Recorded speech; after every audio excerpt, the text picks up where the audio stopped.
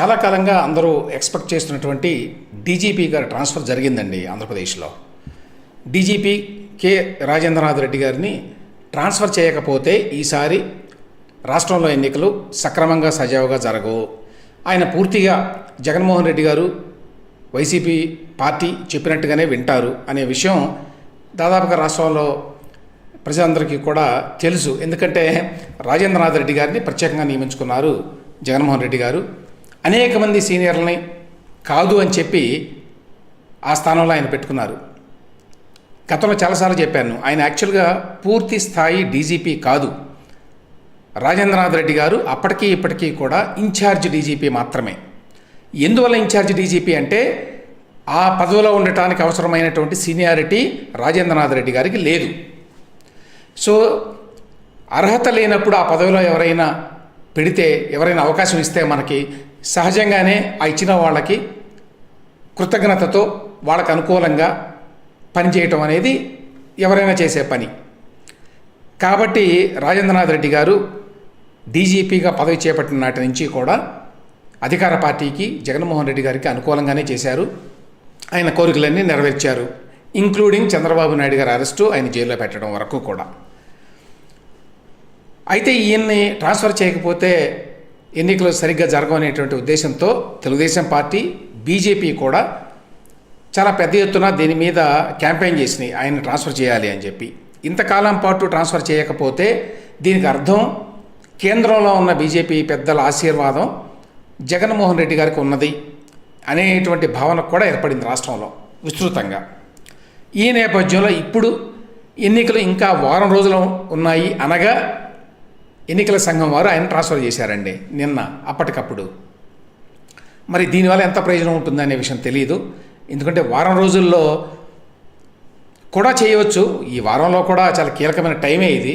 జగన్మోహన్ రెడ్డి గారు ఈ వారంలో చాలా పనులు చేయడానికి, చేయించుకోవడానికి పోలీసుల చేత ఏర్పాట్లు కూడా చేసుకున్నారు అనేది సమాచారం.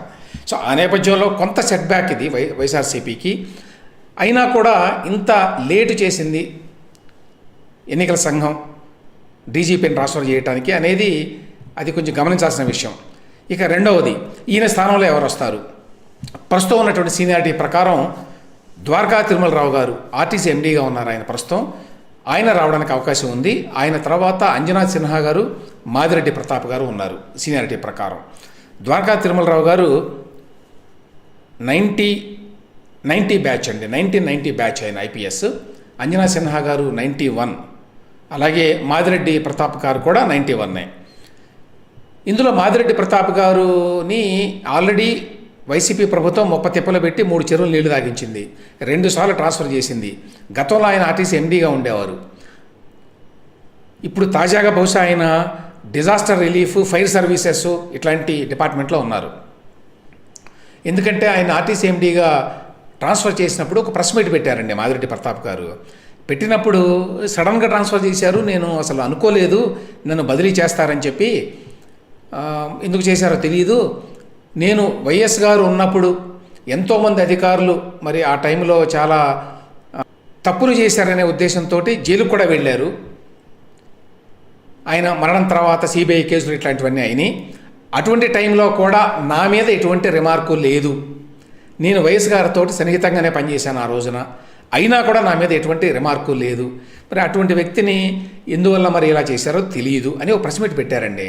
ఈ ప్రెస్ మీట్ పెట్టడం అనేది నిబంధనలకు వ్యతిరేకం, విరుద్ధం అని చెప్పి జగన్మోహన్ రెడ్డి ప్రభుత్వం ఆయన ట్రాన్స్ఫర్ చేసేసింది. సో చివరికి ఆయన తీసుకెళ్ళి పనిష్మెంట్ పోస్ట్ కింద ఫైర్ సర్వీసెస్లో వేశారనమాట. అదేవిధంగా అంజనా సిన్హా గారేమో చాలా కాలం పాటు బయట ఉన్నారు డెప్యుటేషన్ మీద. ఇక ద్వారకా తిరుమలరావు గారు అయితే ఆయన నాన్ కంట్రావర్షియల్గానే నడిపిస్తున్నారు అప్పటికే ఇప్పటికీ. చంద్రబాబు నాయుడు గారు ఉన్నప్పుడు, ఆ తర్వాత అప్పుడు కూడా కీలకమైన పదవుల్లో ఉన్నారు. ఆ తర్వాత ఇప్పుడు ఆర్టీసీ ఎండీగా ఉన్నారు. ఈ లిస్టులో మోస్ట్ ప్రాబబ్లీ ద్వారకా తిరుమలరావు గారు, అంజనా సిన్హా గారు, మాదిరెడ్డి ప్రతాప్ గారు 3 పేర్లని ప్రభుత్వం పంపించేటువంటి అవకాశం ఉంటుంది ప్యానెల్ ఎన్నికల సంఘానికి. వీరిలో ద్వారకా తిరుమలరావుకే ఎక్కువ అవకాశాలు ఉన్నాయి అనేది అందరి భావన.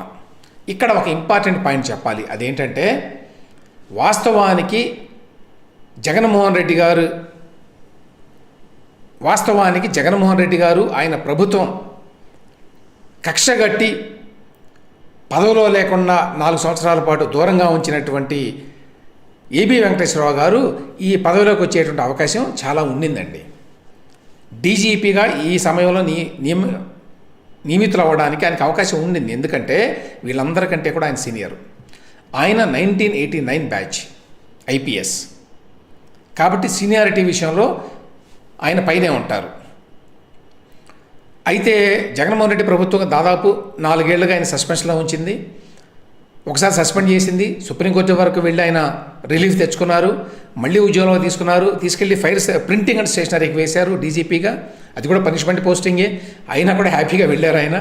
మళ్ళీ ఆయన అక్కడ ఉండటానికి వీల్లేదు అని చెప్పి జగన్మోహన్ రెడ్డి గారు చాలా కసితో చెప్పాట అప్పటి పోలీస్ బాస్కి, ఇతర అధికారులకి, అంటే సిఎస్ గారికి ఎట్టి పరిస్థితుల్లో తీసేయాలి ఆయన ఉండటానికి వీల్లేదు నా ప్రభుత్వంలో అని. అంటే మళ్ళీ ఏదో ఒక సాకు చూపించి మళ్ళీ ఇంకోసారి సస్పెండ్ చేశారు, రెండోసారి. ఇక అప్పటి నుంచి ఆయన సస్పెన్షన్లో ఉన్నారు. దాని మీద ఆయన సెంట్రల్ అడ్మినిస్ట్రేటివ్ ట్రిబ్యునల్కి, ఎందుకంటే ఒక్కసారి మీరు సుప్రీంకోర్టుకి వెళ్ళలేరండి, సో కింది స్థాయి నుంచి వెళ్ళాలి. సో సెంట్రల్ అడ్మినిస్ట్రేటివ్ ట్రిబ్యునల్లో కేసు వేశారు. ఆ కేసు యొక్క విచారణని సాగదీసి చివరికి ఎట్టకేలకు ఏప్రిల్లో మేము తీర్పిస్తామని చెప్పారండి, ఆర్డర్స్ ఇస్తామన్నారు. ఏప్రిల్ 23వ తేదీన ఆర్డర్స్ రావాల్సి ఉంది. కానీ మళ్ళీ జగన్మోహన్ రెడ్డి ప్రభుత్వం, ఆయన ప్రభుత్వంలో ఉన్నటువంటి పెద్దలు వాళ్ళ నెట్వర్కింగ్ ద్వారా మళ్ళీ వాళ్ళ ప్రభావాన్ని చూపి 23న ఆర్డర్స్ రావాల్సి ఉంది. రాకుండా అడ్వకేట్ జనరల్ శ్రీరామ్ గారు మళ్ళీ కొన్ని కొత్త వాదనలు వినిపించి, లేదు మేము ఇంకా కొన్ని వాదనలు వినిపించాలి, ఇంకా కొన్ని డాక్యుమెంట్స్ మీకు ఇవ్వాలి, కాబట్టి మీరు ఆర్డర్స్ ఇవ్వద్దు అని చెప్పి టైం తీసుకున్నారు. టైం తీసుకుని 29వ తేదీ అన్నారు. 29వ తేదీ కూడా అది రాలేదు ఆర్డరు. చివరికి ఏమైందంటే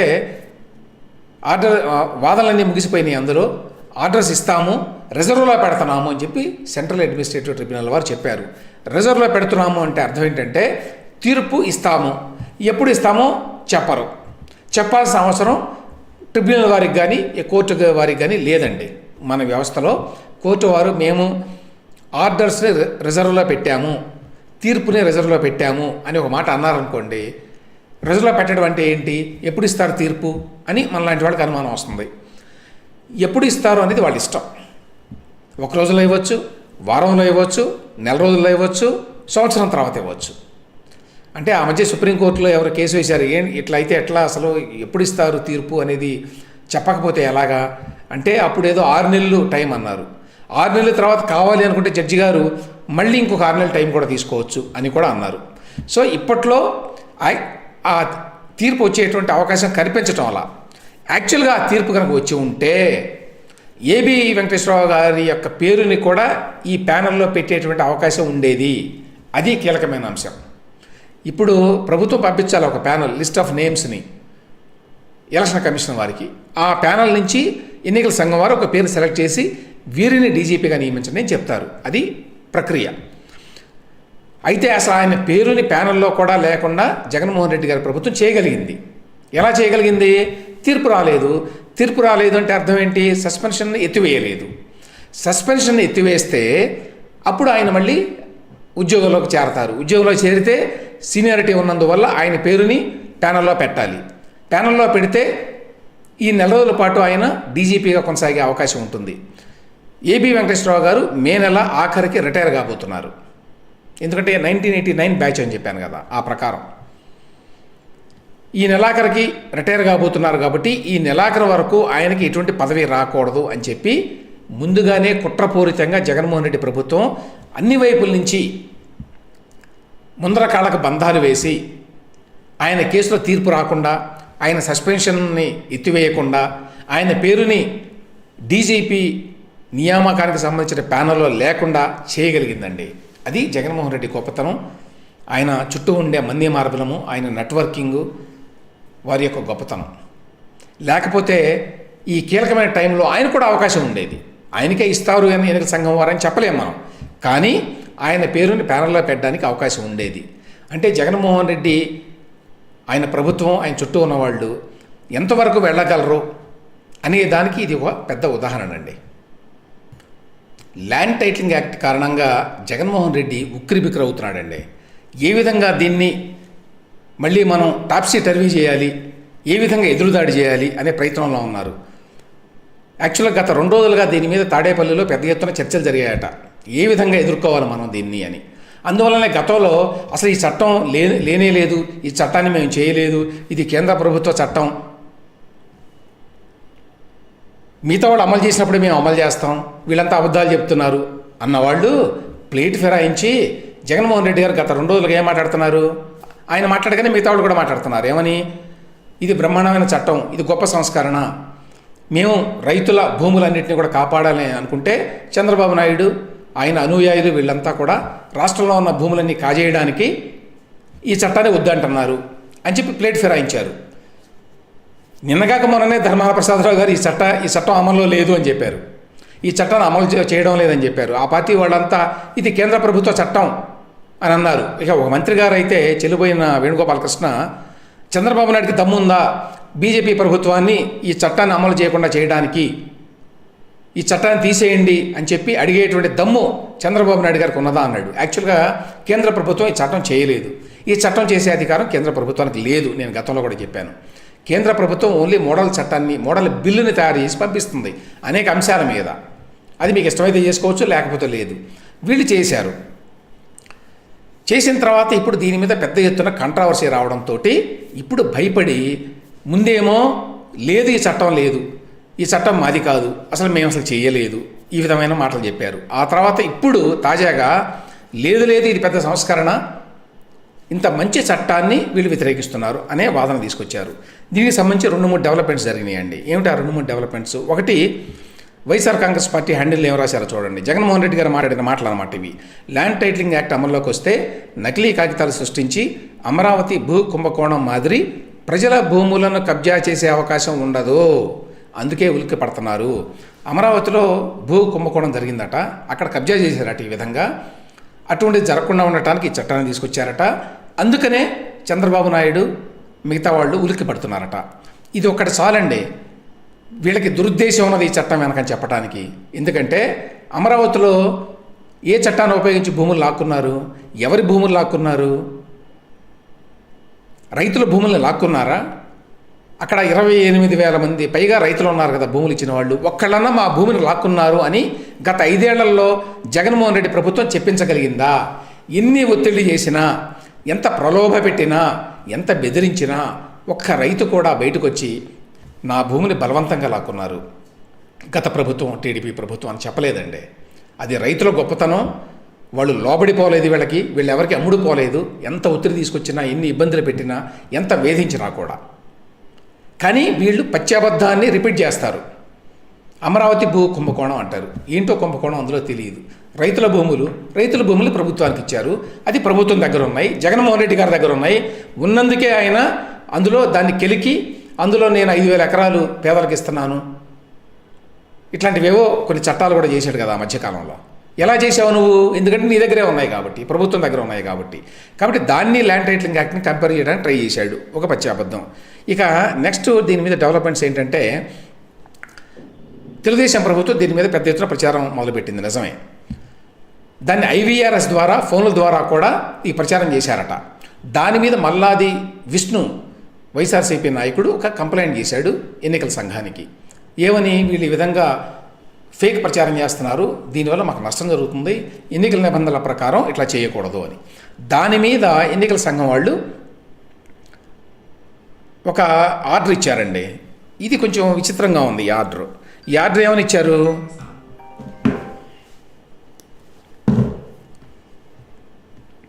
ఎన్నికల సంఘం వాళ్ళు ఒక ఆర్డర్ ఇచ్చారండి. ఈ ఆర్డరు చాలా విచిత్రంగా ఉంది. ఏమని ఇచ్చారంటే, ఇట్లా మాకు మల్లాది విష్ణువర్ధన్ గారు ఒక కంప్లైంట్ ఇచ్చారు, ఇన్కరెక్ట్ అన్వెరిఫైడ్ ఎలిగేషన్ చేస్తున్నారు ల్యాండ్ టైటిలింగ్ యాక్ట్ మీద టీడీపీ వాళ్ళు, దీని మీద CID సైబర్ సెల్ వాళ్ళు తగిన చర్య తీసుకోండి అని ఎన్నికల సంఘం వారు లేఖ రాశారు. ఈ CID యొక్క చరిత్ర తెలిసి కూడా ఎన్నికల సంఘం వారు వారికి ఎందుకు రాశారో తెలియదు. సరే, వారికి రాశారు. రాసిన వెంటనే ఒక్క క్షణం కూడా లేట్ చేయకుండా ఏపీ CID ఎవరి ఆధ్వర్యంలో ఉందండి? ఎన్ సంజయ్ గారి నాయకత్వంలో ఉంది. వారు ఏం చేశారు గతంలో అనేది అందరికీ తెలుసు. ఏపీ CID అనేది ఎలా ప్రవర్తించింది గత 4-5 సంవత్సరాలుగా అనేది కూడా అందరికీ తెలుసు. ఆ నేపథ్యంలో ఎన్నికల సంఘం నుంచి ఆర్డర్ రావడం మరుక్షణం వెంటనే చంద్రబాబు నాయుడు A1, నారా లోకేష్ A2, ఇంకా టీడీపీ పార్టీ ఇతరులు అని చెప్పి ఒక ఎఫ్ఐఆర్ ఫైల్ చేశారు ఇమ్మీడియట్గా అనమాట.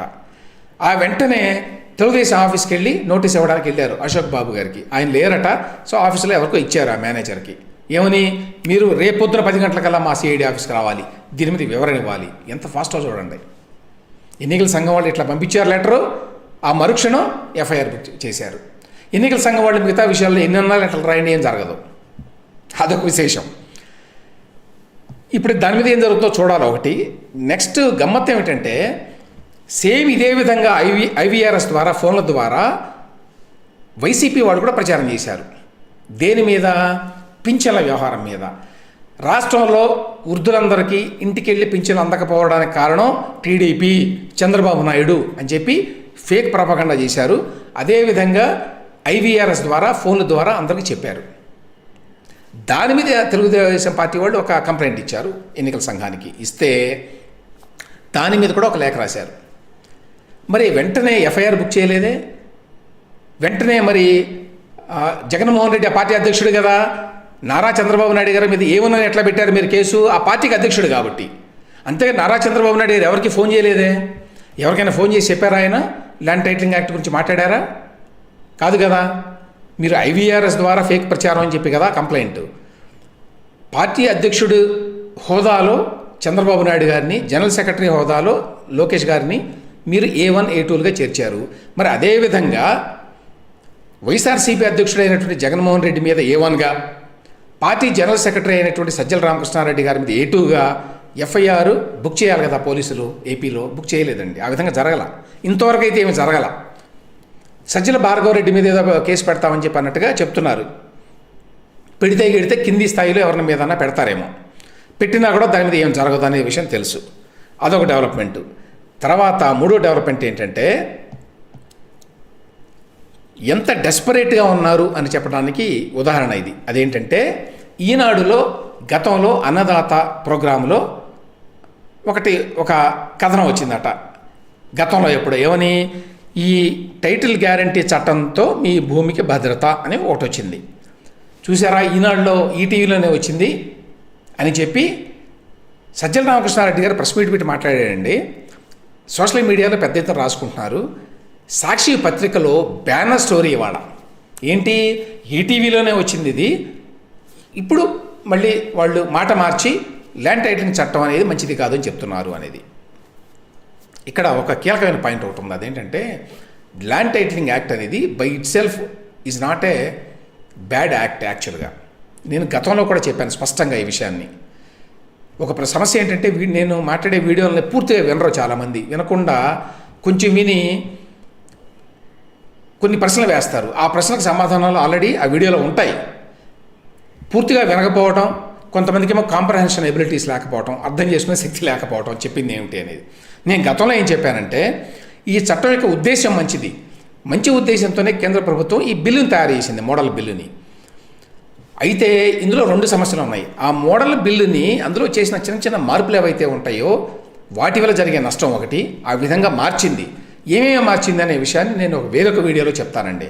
ఒరిజినల్గా కేంద్ర ప్రభుత్వం చేసిన బిల్లు ఏమిటి, ఇక్కడ జగన్మోహన్ రెడ్డి ప్రభుత్వం అందులో చేసిన మార్పులు ఏమిటి అనేది ఒకటి. దాని గురించి వేరేగా మాట్లాడుకుందాం.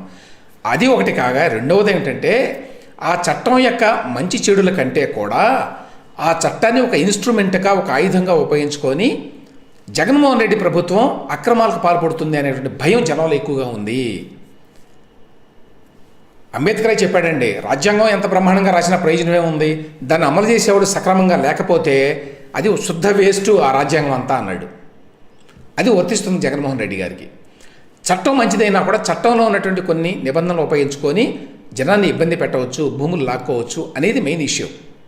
కాబట్టి ఈనాడు వాళ్ళు అప్పుడెప్పుడో అన్నదాత కార్యక్రమంలో వేశారు ఇటువంటిది అంటే మంచిదే, చట్టం మంచిదే. హక్కులు కల్పించాలి, 100% హక్కు ఉన్నట్టుగా ఉండాలి, ల్యాండ్స్ మీద డిస్ప్యూట్ ఉండకూడదు అనేటువంటి ఉద్దేశం మంచిది. అయితే దాన్ని అమలు చేస్తున్న విధానం, తర్వాత జగన్మోహన్ రెడ్డి గారి యొక్క, ఆయన ప్రభుత్వం యొక్క, ఆయన పార్టీలో ఉన్న నాయకుల యొక్క చిత్తశుద్ధి మీద, ఇంటిగ్రిటీ మీద, వాళ్ళ నిజాయితీ మీద అందరికీ అపనమ్మకం ఉన్నది. ఆ కారణం చేత ఈ చట్టం చూసి అందరూ భయపడుతున్నారు. ప్లస్ ఈ చట్టంలో ఉన్న కొన్ని నిబంధనలు, కొన్ని ప్రొవిజన్స్ కూడా అందుకు అనుగుణంగా ఉన్నాయి అనేది ఇష్యూ ఇక్కడ. కాబట్టి ఇక్కడ పెద్ద ఎత్తున రాసుకున్నారండి. ఎంపీ విజయసాయిరెడ్డి కూడా చెప్పాడు, నిన్న మాట్లాడాడు. సజ్జల రామకృష్ణారెడ్డి ప్రెస్ మీట్ పెట్టి మాట్లాడాడు. సాక్షి టీవీలో వేసుకున్నారు. యాక్చువల్గా ఈటీవీలో వచ్చిన కథనాన్ని మళ్ళీ వేశారు. టైటిల్ గ్యారంటీ చట్టంతో మీ భూమికి భద్రత అనేటువంటి స్టోరీ అట. ఇక సాక్షిలోనైతే మాయగాళ్ళు అని పెట్టి ల్యాండ్ టైటిలింగ్ చట్టం అద్భుతం అంటూ ఈటీవీలో స్టోరీ 4 నెలల కిందట అన్నదాత కార్యక్రమంలో ప్రసారం. అంటే ఏంటి, ఈటీవీలో వచ్చిన దానికి అంత విలువ ఉంటుందనే ఉద్దేశంతో వేశారనమాట. మీరు మళ్ళీ ఇప్పుడు ఆ పరిస్థితికి దిగజారారు. ఈటీవీలో వచ్చింది కాబట్టి మంచిదని, అది మంచిది అని చెప్తున్నారన్నమాట. మరి ఈటీవీలో ఈనాడులో వచ్చిన అన్నీ మంచివని చెప్తారా మీరు? చెప్పరు కదా. కాబట్టి ఇక్కడ ఇష్యూ ఏంటంటే ఆ చట్టంలో ఉన్నటువంటి కొన్ని ప్రొవిజన్స్తో పాటుగా ఆ చట్టాన్ని అమలు చేసేటువంటి మీ పట్ల ప్రజలకు ఉన్నటువంటి అపనమ్మకం, మీ గురించి వాళ్ళలో ఉన్న అభద్రత, అవి కారణం అపోజ్ చేయడానికి అందరూ ల్యాండ్ టైటిలింగ్ చట్టాన్ని.